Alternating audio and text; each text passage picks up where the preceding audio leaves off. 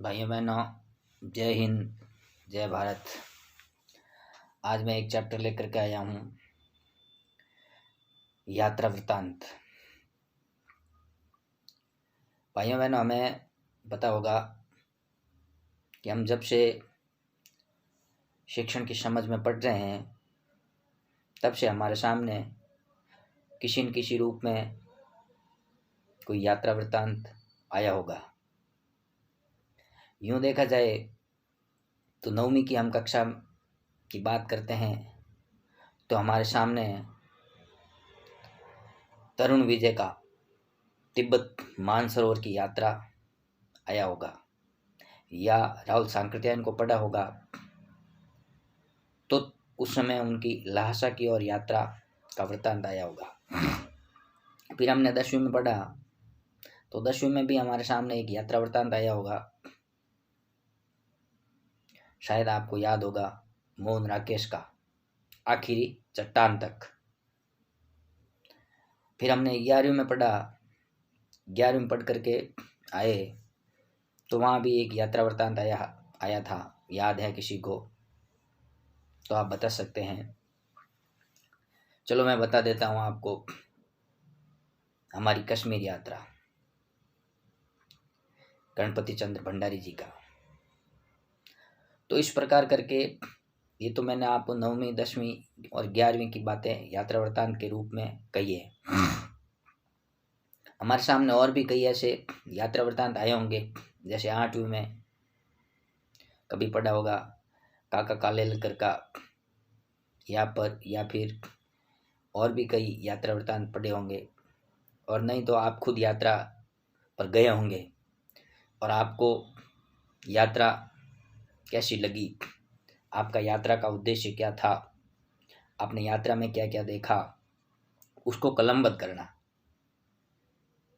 जो अद्वितीय, विलक्षण और विशेष आपको लगता है तो उसमें उस यात्रा वृत्तांत में वर्णन करना। तो ठीक इसी प्रकार सेठ गोविंदास जी ने भी अपनी एक यात्रा वृत्तांत के अंदर उन्होंने अपनी यात्रा का वर्णन किया है। और उन्होंने यात्रा वृत्तांत के नाम पर जैसे लिखा है कि कुछ ऐतिहासिक स्थलों की यात्रा।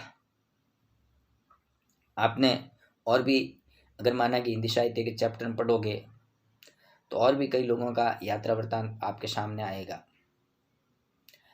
तो मैं आज आपके सेठ गोविंदास जी की यात्रा वृत्तांत के बारे में चिंतन करने वाला हूँ। यूँ अगर मुझे भी कोई पूछे कि गुरु जी आपने भी कोई यात्रा की और यात्रा वृत्तांत लिखा, तो मैं भी कह सकता हूँ कि मैंने भी कश्मीर की यात्रा की है, या उत्तराखंड में तिब्बत बॉर्डर, चाइना बॉर्डर, वहाँ भी यात्रा की है। तो उसको मैंने भी कलमबद्ध किया है, मेरी फिंस यात्रा। तो ठीक इसी प्रकार उसका वर्णन मैं मेरी फिंस यात्रा का वर्णन करने वाला नहीं हूँ। मैं अपने पाठ्यक्रम की बात करने वाला हूँ कि सेठ गोविंदास जी की यात्रा वृत्तांत कहाँ से शुरू होती है। और सेठ गोविंदास जी का यात्रा वृत्तांत पढ़ने से पहले हमें सेठ गोविंदास जी का परिचय पढ़ लेना चाहिए। पिछले वीडियो में मैंने सेठ गोविंदास जी के परिचय को डाला है, आप उस वीडियो को अपडेट करिए, फिर यात्रा वृत्तांत को पढ़िएगा, ताकि सेठ गोविंदास का जीवन हमारे सामने आए। और फिर लेखक का जीवन पढ़ने के पश्चात हम उनका यात्रा वृत्तांत पढ़ें तो और अच्छा रहता है, ताकि हमें याद रहे कि हम किसका यात्रा वृत्तांत पढ़ रहे हैं। तो बात करता हूँ यात्रा वृत्तांत की। तो यात्रा वृत्तांत सेठ गोविंदास जी, उन्होंने अपनी यात्रा चित्तौड़ से प्रारंभ की। चित्तौड़ से प्रारंभ करने वाले सेठ गोविंदास जी ने यात्रा का जो वर्णन किया है उस पर मैं वर्णन आपके सामने रखूँगा। लेकिन उसमें भी हमने कौन कौन से कहाँ तक यात्रा की उसका मैं आपको दृष्टांत पहले बता देता हूँ कि भाई सबसे पहले उन्होंने चित्तौड़ की यात्रा की, फिर आप उज्जैन आए, उज्जैन के बाद आप जलगांव महाराष्ट्र में अजंता एलोरा की गुफाएं देखी और अजंता और एलोरा की गुफाओं के पश्चात आपने एलिफेंटा की गुफाएं देखी। इस प्रकार करके उन्होंने जो उनके सामने जो यात्रा वृत्तांत या उसके बारे में अपन चिंतन करते हैं। तो ये व्याख्यान होता है। इस व्याख्यान को सुन करके आप जिस पुस्तक में लिखा हुआ है उस पुस्तक को भी पढ़ना यात्रा वृत्तांत में, और फिर आपको जो लगे कि यात्रा वृत्तांत में कौन कौन सी बातें अनुभव योग्य हैं और उसको सीखा जा सकता है। इसलिए कोई भी लेखक यात्रा वृत्तांत इसलिए लिखता है कि हमें उस राज्य की, उस जिले की, उस देश की संस्कृति, वहाँ की सभ्यता, वहाँ की रहन सहन, वहाँ का खान पान, वहाँ का जनजीवन और वहाँ की भाषा शैली, इन सब पर वह अपने अनुभव को कलमबद्ध करे और समाज को इस रूप में दिशा दे। जिस प्रकार हम कबीर को पढ़ते हैं, संत कबीर को, तो संत कबीर की भाषा जैसे पढ़ते हैं तो हमारे सामने आती है सद्दूकड़ी। सो सद्दूकड़ी भाषा क्या है? तो सद्दूकड़ी यानी कि साधुओं की भाषा, यानी कि जैसे माना कि पंजाबी भाषा है या आपके राजस्थानी भाषा है या आपके मराठी भाषा के कुछ शब्द है, तो ये शब्द या हरियाणवी भाषा के कुछ शब्द लिए गए हैं या आपके ब्रज भाषा के कुछ शब्द लिए गए हैं। तो ये शब्द इसलिए उनकी जो खिचड़ी भाषा या सद्दूकड़ी भाषा, जहाँ जहाँ गए, साधुओं से संपर्क किया, वहाँ वहाँ जो सीखा उसी को उन्होंने अपने काव्य में भाषा को काव्य भाषा बना दिया। इसीलिए तो हम उनकी सद्दूकड़ी भाषा या खिचड़ी भाषा कहते हैं। तो हमें वहाँ उस तरफ नहीं चल करके वापस केंद्रीय बिंदु पर आ जाता हूँ। बात कर रहा हूँ यात्रा की, यात्रा वृत्तांत की। और यात्रा वृत्तांत की बात करते ही सेठ गोविंददास याद आते हैं। सेठ गोविंददास जी की यात्रा की बात करता हूँ तो चित्तौड़ की यात्रा की प्रारंभ की बात करता हूँ। चित्तौड़ में जैसे सेठ गोविंददास जी चित्तौड़गढ़ की यात्रा करते हैं, तो यात्रा करते हैं, वहाँ चित्तौड़ उतरते ही आप जैसे ही चित्तौड़ का किला देखने जाओगे, तो अब आधुनिक दौर में तो वहाँ पर आपके सामने विभिन्न प्रकार की जो गाड़ियाँ हैं वो गाड़ियाँ मिलेगी, आपको टेम्पो टैक्सी मिलेंगे जो किले तक पहुँचा देंगे।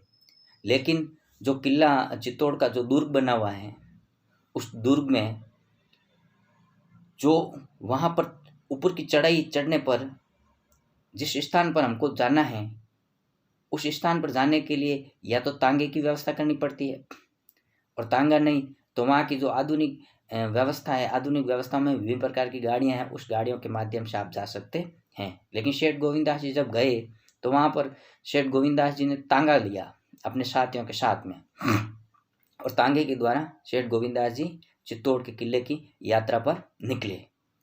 फिर जैसे ही चित्तौड़ की यात्रा पर निकले तो सेठ गोविंददास जी कहते हैं कि मैं उन हृदय की भावनाओं से उद्वेलित था, क्योंकि चित्तौड़ नाम याद आते ही हमें अनेकों वीरों की जो आहुतियाँ थी वो आहुतियाँ हमें याद आ जाती हैं, जो देश धर्म के लिए उन्होंने अपने आप को समर्पित कर दिया था। उस चित्तौड़ का नाम याद आते ही हमें ये भी बात याद आती है कि बाकी सब गढ़, बाकी गढ़ैया और गढ़ तो हैं केवल चित्तौड़गढ़, बाकी सब गढ़ैया यानी छोटे छोटे गढ़ हैं, लेकिन मुख्य गढ़ तो कौन सा है? तो मुख्य गढ़ चित्तौड़गढ़ है, यानी गढ़ों का राजा माना है हमने। फिर जब सेठ गोविंददास जी की बात करता हूँ तो सेठ गोविंददास जी जैसे ही जिस चित्तौड़ की यात्रा के लिए निकले थे तो कहते हैं कि मैंने चित्तौड़ की यात्रा प्रारंभ की, उससे पहले मैंने चित्तौड़ का इतिहास देखा। आप भी जब कभी कहीं यात्रा वृत्तांत में निकलते हैं तो आप भी उस यात्रा वृत्तांत को पढ़ने से पहले जिस स्थानों के लिए निकलते हैं तो उसका इतिहास पढ़िएगा। लेखक क्या कहना चाहता है कि जहाँ से मैं जिसके लिए निकला तो मैंने भी मेरा एक चित्तौड़ का इतिहास पढ़ा। तो चित्तौड़ का इतिहास पढ़ने के लिए उन्होंने किसकी पुस्तक उठाई? तो कहते हैं कर्नल टॉड की राजस्थान का इतिहास। इस पुस्तक को उन्होंने उठा करके, कर्नल टॉड की पुस्तक को उठा करके उन्होंने पढ़ा, तो वो तुरंत ताज़ा ताज़ा पढ़ा हुआ था, इसलिए चित्तौड़ उनको बहुत भावनाओं से उद्वेलित कर रहा था। फिर बात करते हैं कि जो हिंदी में उपन्यास लिखे थे, हिंदी में जो उपन्यास लिखे हुए थे, राजपूत जीवन संध्या और वीर जयमल की कथाएं। वीर जैमल की कथा या वीर जैमल, इस पर जो उपन्यास लिखा था उसको भी उन्होंने ताज़ा ताज़ा पढ़ रखा था। यहाँ से जाने चित्तौड़ की यात्रा करने से पहले। अब वहाँ जब जाते हैं तो वह जो चित्तौड़ की भूमि है, उस चित्तौड़ की वीर भूमि की अनेकों यादें उनसे जुड़ी हुई हैं।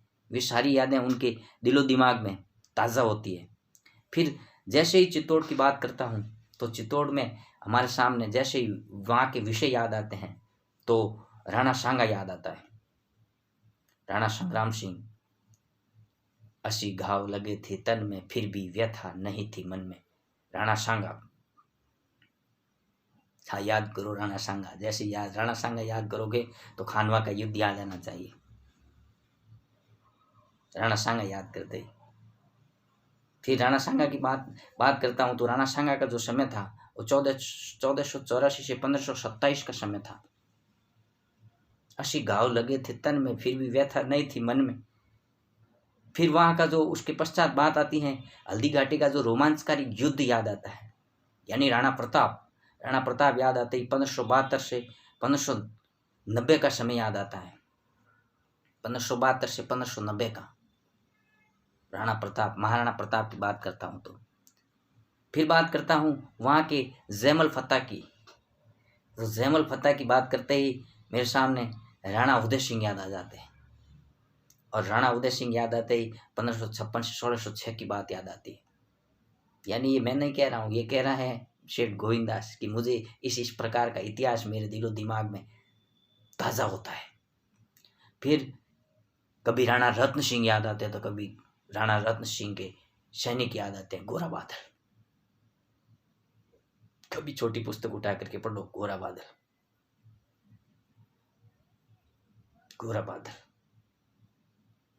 फिर ऐसे अनेकों अनगिनत वीर योद्धा, उन वीर योद्धाओं से भरा पूरा चित्तौड़ का इतिहास। उन चित्तौड़ के इतिहास को जब वहां पर जाकर के स्वयं उसकी भूमि को नतमस्तक करते हुए उनको याद करते हैं तो कैसा अनुभव होता होगा। उन अनगिनत वीरों ने जो भारत भूमि की रक्षा के लिए हंसते हंसते अपने प्राण न्यौछावर कर दिए, ऐसे वो वीरों की भूमि चित्तौड़ की भूमि, उस चित्तौड़ की भूमि को याद करते ही वहां पर भामाशाह जैसे वीर भी याद आ जाते। वो भामाशाह, जिस भामाशाह का नाम आपने कभी राणा प्रताप के साथ में सुना होगा, उस भामाशाह का नाम। फिर हमारे सामने कभी यूं बात करते हैं तो मैंने आपको बताया गढ़ तो एक चित्तौड़गढ़, शेष सभी गढ़ैया। यानी गढ़ तो अगर देखना हो तो चित्तौड़गढ़ और शेष सभी गढ़ैया। आप भी जाके देखिएगा, मौका लगे तो अपने परिजनों के साथ जाइएगा। फिर वो जो चित्तौड़ किला बना हुआ है, चित्तौड़ का जो गढ़ बना हुआ है, उस चित्तौड़ के किले को चित्रांगद मौर्य ने बनाया था, चित्रांगद मौर्य। और वो बताया जाता है 7वीं सदी में बनाया गया। अभी 21वीं सदी चल रही है। अभी कौन सी सदी चल रही है? 21वीं सदी, जबकि वो 7वीं सदी में बना हुआ है। और कहते हैं कि वो चित्रकूट पहाड़ी जो है ना, वो उस पहाड़ी का नाम है चित्रकूट पहाड़ी। और बप्पा रावल नाम के एक व्यक्ति ने वहां पर उसको निर्माण कार्य करवाया। चित्रांगद मौर्य ने उसको बनाया और बप्पा रावल ने वापस उसका निर्माण कार्य करवाया। फिर वहाँ जो पोलें बनी हुई है, कहते हैं कि वहाँ 7 पोलें हैं। आप जाइएगा कभी और उसको देखिएगा, 7 पोलें बनी हुई है। और उस 7 पोलों में अलग अलग पोलों के नाम दिए हुए हैं। जैसे किसी का नाम हनुमान पोल है, किसी का नाम गणेश पोल है, किसी का नाम जोड़ला पोल है, किसी का नाम लक्ष्मण पोल है, किसी का नाम राम पोल है, पत्ता द्वार है और लाखेटा बारी। इस प्रकार करके अलग अलग पोलों के अलग अलग नाम दिए हुए। फिर वो जो गए थे टांगों से गए थे, तो तांगा गाड़ी से गए तो तांगा गाड़ी जैसी चल रही थी तो वहाँ जो दर्शन, उन पहाड़ी के, उन किलों के, उन खंडरों के दर्शन हो रहे थे। तो दर्शनों में जहाँ जहाँ खंडरों के दर्शन हुए, उनके हृदय के अंदर किस प्रकार की भावनाएं उन पवित्र हृदय के प्रति लगाव को लेकर के उद्वेलित हो रही थी। यानी कि चित्तौड़ की भूमि, उस चित्तौड़ की भूमि को वह बारंबार नतमस्तक करता हुआ उस किले की पौड़ों को देख रहा था। कहते हैं ऊपर जाते हैं तो एक कीर्ति स्तंभ बना हुआ था। आप भी जाइएगा, कीर्ति स्तंभ अभी भी वर्तमान में भी है। कीर्ति स्तंभ और विजय स्तंभ, दो स्तंभ बने हुए हैं। कीर्ति स्तंभ की बात करता हूं तो कीर्ति स्तंभ महाराणा कुंभा ने बनवाया था 1448 में। महाराणा कुंभा ने, किसने बनाया? महाराणा कुंभा ने। कब बनाया? 1448 में, जिसको टावर ऑफ फेम के नाम से जानते हैं। Tower of fame, tower of fame 1448, जो कि 22 मीटर ऊपर है। कितने मीटर? 22 मीटर ऊपर है। क्या कीर्ति स्तंभ किसने बनाया? महाराणा कुंभा ने। और उसके अंदर कहते हैं कि 7 मंजिला है वो कीर्ति स्तंभ। फिर विजय स्तंभ बना हुआ है उसके पास में ही। तो विजय स्तंभ बनाया था राणा कुंभा ने। किसने? वो भी राणा कुंभा ने ही बनाया था। और वो कब बनाया था? 1442 में बनाया था, 1442 में। और जो विजय स्तंभ है वो महमूद खिलजी, जो महमूद खिलजी था उसको विजयनगर में हराया था। महमूद खिलजी को विजयनगर में हराया था। और विजयनगर में हरा करके जो मालवा और गुजरात की जो दोनों सम्मिलित सेनाएं थी, मालवा और गुजरात की दोनों सम्मिलित सेनाओं के माध्यम से उनको, यानी महमूद खिलजी को और उसकी खिलजी की विजय के बाबत उन्होंने जो स्तंभ बनाया था उसको उन्होंने विजय स्तंभ नाम दिया। फिर जो विजय स्तंभ है, अब विजय स्तंभ के लोगो वर्तमान में भी कहीं लगे हुए हैं क्या? तो हमारी जो माध्यमिक शिक्षा बोर्ड राजस्थान की जो निकाय है, उस निकाय का जो लोगो है वह भी विजय स्तंभ ही है। माध्यमिक शिक्षा बोर्ड का जो लोगो है, आप अपनी पुस्तक, माध्यमिक शिक्षा बोर्ड की पुस्तक उठा के देखिए, उसके ऊपर जो लोगो बना हुआ है वो विजय स्तंभ ही बना हुआ है। ऐसे ही जो पुलिस के लिए लोगो बना हुआ है, राजस्थान पुलिस, उसका लोगो भी यही विजय स्तंभ है। तो विजय स्तंभ राणा कुंभा ने बनवाया था और विजय स्तंभ बनाया था 1442 ईस्वी में। फिर बात करते हैं कि विजय स्तंभ को देखते ही उन्होंने कहा कि भाई मेरा सीना गर्व से फूल जाता है, और उन्होंने अपने आप को गौरवान्वित महसूस किया। फिर वहाँ का एक एक पत्थर जो भिन्न भिन्न ध्वनियों के साथ में भिन्न भिन्न रागों की गाथाएं अलापने वाला, वो वहाँ का जो किला था, उस किले की एक एक पत्थर की, एक एक ईंट की, एक एक कण की जो भिन्न भिन्न ध्वनियाँ थी, अलग अलग प्रकार की ध्वनियाँ थी, और उन अलग अलग प्रकार की ध्वनियों से जो रागें अलाप जा रही थी, उस रागों के माध्यम से उसे ऐसा लग रहा था कि मैं अपने आप को बहुत गौरवान्वित महसूस कर रहा हूँ। वो चित्तौड़ का किला हमें याद आता है। हमें भी उस चित्तौड़ के किले के दर्शन करने जाना चाहिए। फिर वहाँ की जो वीर गाथाएं हैं, जयमल की हो, चाहे फत्ता की हो, चाहे गोरा की हो, चाहे बादल की हो, जो जो जिस जिस वीरों की, उन वीरों की गाथाएं उनको याद आ रही है। उस यादों के अंदर वो स्मृतियों में खो गया। कौन? सेठ गोविंदास। और उन्होंने अपने साथियों के साथ में जो शौर्य, त्याग, बलिदान, उनकी स्मृतियों के अंदर अपने आप को भुला दिया। कहते हैं छोड़ने से पहले, किले को छोड़ने से पहले उन्होंने जयमल का वह स्थान देखना चाहा जहां पर जयमल ने वीर गति प्राप्त की। जयमल ने जहां वीर गति प्राप्त की वह स्थान वह देखना चाहता था। और जयमल किसके काल की बात है? तो जयमल की बात करता हूं तो उदय सिंह के काल की बात आती है। गोरा बादल की बात करता हूं तो राणा रावल रत्न सिंह की बात आती है। रावल रत्न सिंह, गोरा बादल तो रावल रत्न सिंह, जयमल फत्ता तो बात आती है आपके उदय सिंह की। और जैता कुपा की बात करता हूं तो मालदेव की बात आती है। जैता कुपा ऐसी दो दो जोड़ियां हुआ करती थी, जबरदस्त युद्ध। कभी जैता कुपा का कहानी सुनना, कभी पढ़ना जैता कुपा। जैता कुपा कभी पढ़ो, ये गोरा बादल कभी पढ़ो, जैमल फत्ता पढ़ो कभी। ये जैमल कौन था? तो ये जैमल चित्तौड़ का नहीं था, ये जैमल आपके मारवाड़ का था। मारवाड़ में भी मेड़ता का था। मेड़ता में भी कहते हैं मीराबाई का भाई था, यानी राव दूधाजी उनके दादाजी थे। राव दूधाजी उनके दादाजी हुआ करते थे और वह जाकर के उदय सिंह की सेना के अंदर भर्ती हो गया था। वो जैमल पत्ता जैमल, तो वो जो जैमल मेड़ता के राव दूधा का पोता, उनके राव दूधाजी दादाजी थे, यानी बीरमदेव का पुत्र और मेड़ता के शासक मीरा के भाई। यहाँ पर वो यानी कि वहाँ चित्तौड़ में उदय सिंह की सेना के अंदर जाकर के मैंने आपको बताया भर्ती हो गया। इस प्रकार उन्होंने वहाँ के इतिहास को आत्मसात किया और आत्मसात करने के पश्चात उन्होंने वहाँ से अपने आप को उज्जैन की यात्रा की तरफ बढ़ाया।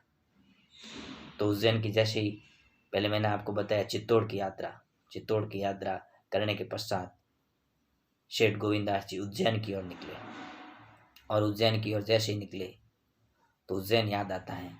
तो फिर उनको वहाँ उज्जैन का महाकालेश्वर मंदिर के दर्शन, उज्जैन का महाकालेश्वर मंदिर, फिर उज्जैन का इतिहास। उन्होंने ज़्यादा उज्जैन के अंदर अपना समय नहीं बिताया। वैसे उज्जैन के अंदर आप कभी जाओ तो देखना, उज्जैन के अंदर उज्जैन की जो क्षिप्रा नदी है, क्षिप्रा नदी के किनारे तट पर वहाँ पर वीर दुर्गादास की छतरी बनी हुई है। वीर दुर्गादास जोधपुर के थे, लेकिन अंतिम समय में दुर्गादास राठौड़ को जोधपुर ने देश निकाला दे दिया और जिसकी वजह से वो यहाँ से जोधपुर छोड़ करके उज्जैन चले गए। वहाँ क्षिप्रा नदी के किनारे बैठ करके वहीं कुछ समय ध्यान तपस्या में लगाया। जोधपुर के संरक्षक थे, जोधपुर की रक्षा करने में उनकी महत्वपूर्ण भूमिका रही दुर्गादास राठौड़ की।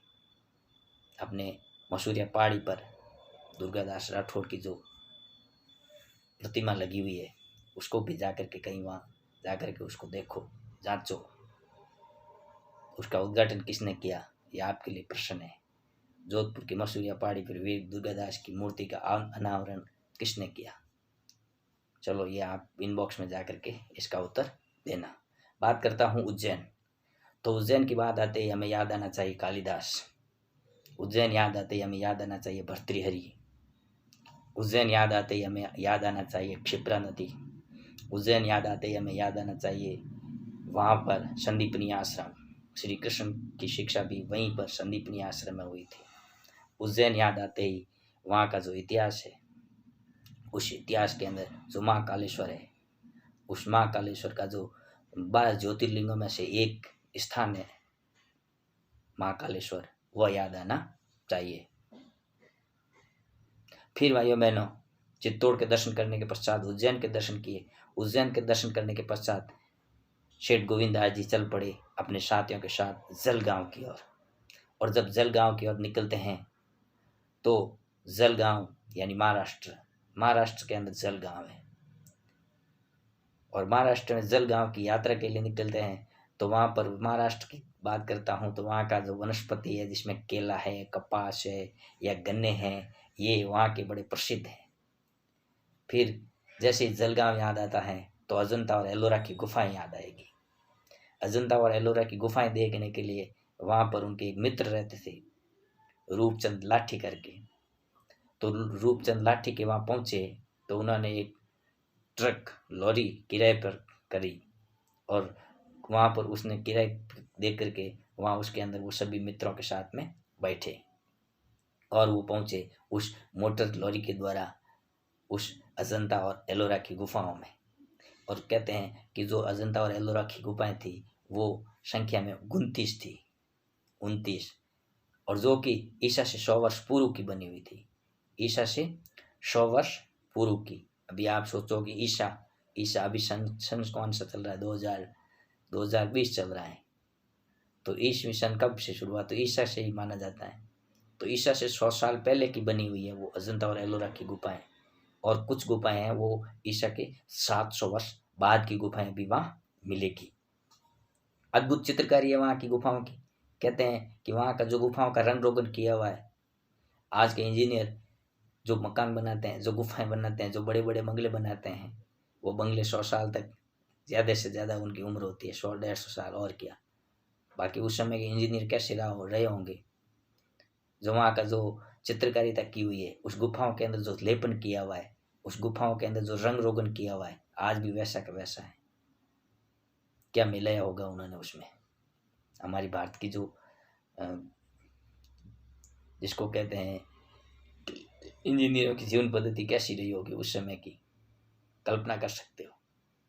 आज के इंजीनियर जो लाखों रुपए की पढ़ाई करने के पश्चात भी वो अपने पुल बनाते हैं, तो पुल 4-6 महीनों के अंदर ढह जाते हैं। कितने लाखों रुपए खर्च करके उनके माता पिता उनको पढ़ाते हैं, और उस समय उस इंजीनियरों ने किस प्रकार के पुल बनाए होंगे, या किस प्रकार की गुफाएं बनाई होगी, किस प्रकार के रंग रोगन किए होंगे, किस प्रकार का प्लास्टर किया हुआ, वो प्लास्टर का रंग आज भी वैसा का वैसा दिखाई दे रहा है अजंता और एलोरा की गुफाओं में। फिर बात आती है कि जो गुफाएं थी वो कैसी थी, तो कहते हैं अर्धचंद्राकार गुफाएं थी। अर्धचंद्राकार गुफाओं, कभी पहाड़ियों के अंदर जाओ और देखो अर्धचंद्राकार, चंद्राकार यानी पूरा गोल, अर्धचंद्राकार यानी आधा चंद्र के आकार का गुफा, जो पहाड़ी के मध्य भाग को काट करके वहां बनाई गई है, उस चट्टानों को काट काट करके बनाई हुई है। हम जब कश्मीर जाते हैं, हम जब उत्तराखंड की पहाड़ियों में जाते हैं, या हम हिमाचल प्रदेश की तरफ जाते हैं, तो हो सकता है वहाँ कई सुरंगें मिलेगी आपको जो अर्धचंद्राकार कटी हुई, जिसके अंदर वाहनों की आवाजाही है। लेकिन उस समय, उससे पहले, ईसा से 100 साल पहले वहाँ पर गुफाएं बना दी गई अर्धचंद्राकार। और फिर जो चट्टानें बनी हुई है, चट्टानें, सब चट्टानों को काट काट के उस चट्टानों के अंदर गुफाएं बनी हुई है। और फिर वहाँ कहते हैं गुफाओं के अंदर आगे चलते हैं तो एक भगवान बुद्ध का कमल पुष्प पर विराजमान एक बड़ा चित्र है। और उस गुफाओं के अंदर कहते हैं कि वहाँ पर भगवान बुद्ध की चित्रकारिता ऐसी की हुई है कि वहाँ जो भगवान बुद्ध ने अपना गृह त्याग किया था, महाविनिष्क्रमण, जिसमें उनके चित्र भी वहाँ अंकित है। फिर वो उनका जो राज की जुलूस था, उस राज के जुलूस में, यानी कि भगवान बुद्ध ने जो जिस प्रकार उसके पिता ने जो उसके लिए जो राज के जुलूस निकाला था, उस राज के जुलूस के अंदर उन्होंने जो जो देखा कि ये क्या है, कि ये बीमार है, ये क्या है कि ये मृत शरीर है, ये क्या है कि ये तपस्वी हैं, साधु हैं, ये क्या है कि सांसारिक मोह माया है। तो इस प्रकार करके उन्होंने जो राज की जुलूस देखा, उस राज के जुलूस ने उनके जीवन के अंदर जीवन को नया मोड़ दिया। वो जुलूस, राज के जुलूस वहाँ पर बना हुआ है। अपने जोधपुर में भी भगवान बुद्ध का राज के जुलूस बना हुआ है, कभी जा करके देखना।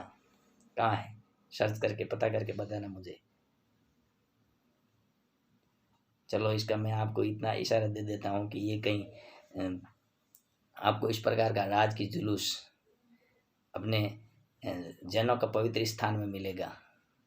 और जैनों के पवित्र स्थान में सबसे जोधपुर के अंदर एक बड़ी मूर्ति बनी हुई सरस्वती माता की, उस पार्क के अंदर, उस स्थान में भगवान बुद्ध का राज की जुलूस बना हुआ है। जाकर के देखना, सर्च करके बताना मुझे। कोई विद्यार्थी गए हुए हों तो, और लिखना इनबॉक्स में जाकर के।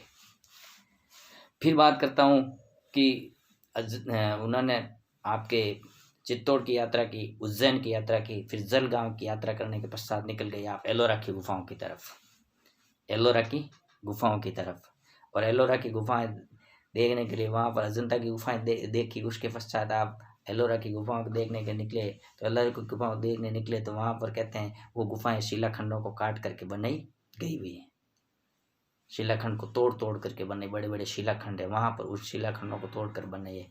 और ये गुफाएं हैं, वो कहते हैं कि वहाँ से 1.25 मील तक लंबी लंबी गुफाएं हैं, 1.25 मील तक लंबी लंबी गुफाएं हैं। फिर वहाँ देखते हैं तो इन गुफाओं के 3 भाग बने हुए हैं। जो 1.25 मील तक लंबी लंबी जो बनी हुई है, उसके अंदर अलग अलग भाग बने हैं, जिसके अंदर कुछ बौद्ध गुफाएं हैं, कुछ हिंदू गुफाएं और कुछ जैन गुफाएं हैं। जिसके अंदर जो बौद्ध गुफाएं हैं वे बौद्ध गुफाएं आपके संख्या में 12 हैं, और जो हिंदू गुफाएं हैं वो हिंदू गुफाएं संख्या में 17 बताई गई हैं, और जो जैन गुफाएं हैं वो वहाँ पर 4 गुफाएं बताई गई। इस प्रकार करके उन्होंने एलोरा की गुफाएं भी देखी। फिर आगे निकले तो अब उनका अंतिम जो स्थान था देखने का, उस स्थान पर पहुंचना था। उससे पहले उनको एक स्थान देखना है जो एलिफेंटा की गुफाएं। अब ये एलिफेंटा की गुफाएं ये समुद्र के अंदर की तरफ है। मुंबई से निकलते हैं, मुंबई से आगे जाते हैं तो समुद्र के किनारे पर जो मुंबई शहर बसा हुआ है वहाँ उसके आगे पहाड़, जो समुद्र के अंदर कुछ पहाड़ी क्षेत्र है, उस पहाड़ी क्षेत्र के अंदर जो गुफाएं बनी हुई है वो गुफाएं देखने के लिए वो हमें एलिफेंटा जाना पड़ता है। तो एलिफेंटा की जो गुफाएं देखने के लिए आप आए, और ये गुफाएं जो अपोलो बंदर स्थान है, अपोलो बंदर, तो अपोलो बंदर से कहीं 7 मील दूर है, पश्चिमोत्तर क्षेत्र में बनी हुई है। अपोलो बंदर से 7 मील दूर पश्चिमोत्तर क्षेत्र में, जहाँ पर जो पानी में द्वीप बने हुए, द्वीपों की स्थिति बनी हुई, जो पहाड़ी क्षेत्र के अंदर है, कुछ पानी के अंदर द्वीप टाइप, टापू टाइप बने हुए हैं, वहाँ पर अपोलो बंदर है, और वहाँ पर ये जो गुफाएं बनी हुई हैं। स्थानीय निवासी जो लोग वहाँ के हैं वो घरपुरी कहते हैं उस स्थान को। क्या बोलते हैं? घरपुरी, या जो वहाँ के लोग हैं स्थानीय निवासी यानी मल्ला लोग, जो उस गुफाओं का उस पानी के अंदर अपनी नावें चलाते हैं, वे लोग मल्ला लोग हैं, वो उसको घरपुरी यानी ऐसी गुफाओं के नाम से जानते हैं, घरपुरी गुफाओं के नाम से। फिर जो वहाँ जो चारों तरफ पानी का घेरा हुआ है लगभग यानी कि 4.5 मील के क्षेत्र के अंदर वो पानी के घेरों से बंधी हुई है। फिर जो इस द्वीप का जो महत्व है, इस द्वीप का जो महत्व है वो महत्व है कि वहाँ जो तक्षण कला, जो वहाँ की जो कला है, तक्षण कला है, यानी कि वो पत्थरों के ऊपर जो अपन जैसे खुदाई करते हैं वैसे खुदाई की हुई है, और उसको तक्षण कला बोलते हैं। तो उस जो तक्षण कला है वो धातु पत्थर हैं, उन पत्थरों के ऊपर जो काष्ठ हैं यानी काठ हैं, लकड़ियाँ हैं, उस लकड़ियों के आधार पर भी वहाँ पर कुछ खोद करके वहाँ पर इस प्रकार खुदाई करके बनाई गई है, उसको तक्षण कला बोलते हैं। फिर कहते हैं कि जो एलिफेंटा की गुफाएं हैं उस गुफाओं के अंदर वहाँ पर कुछ शिव के स्मारक भी मिले हैं। शिव भक्त भी वहाँ रहा करते थे, शिव भक्त, इसलिए वहाँ एक बड़ा शिव मंदिर भी मिला है। वहाँ उन्होंने शिव मंदिर देखा। शिव मंदिर देखने के पश्चात एलिफेंटा से वापस यानी कि उस पानी की जो पहाड़ियाँ थी, वो जो टापू थे, जो द्वीप थे, उस द्वीप और टापुओं से बाहर निकल के वापस मुंबई आए, और मुंबई आकर के फिर वहाँ से कहते हैं कि उनको बीजापुर गोलकुंडा जाना था। बीजापुर गोलकुंडा नाम सुना होगा शिवाजी महाराज का। शिवाजी महाराज का इतिहास पढ़ते ही आपको बीजापुर याद आएगा, गोलकुंडा याद आएगा। लेकिन शिवाजी महाराज के उस स्थान को देखने से पहले उनके पास जैसे मुंबई आए तो उनके यानी कि वो सेठ गोविंदास जी कहाँ के थे? तो जबलपुर के। कहाँ के?